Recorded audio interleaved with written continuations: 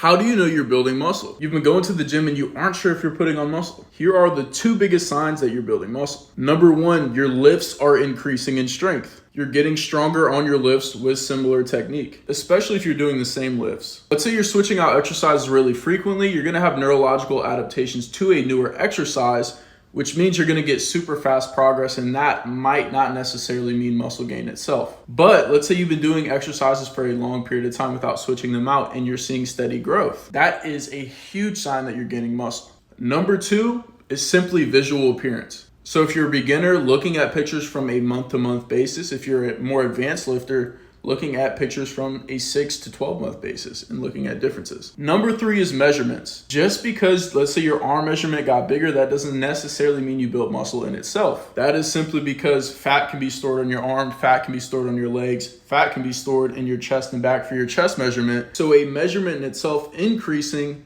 doesn't necessarily mean you built muscle. But let's say you stayed around the same body fat percentage and measurements have increased, or your waist has stayed around the same size and other measurements have increased. That's a really good sign that you put on muscle. Number four, people come up to you and say, "Hey man, you're looking bigger, man." For my free workout program, hit the link in the bio.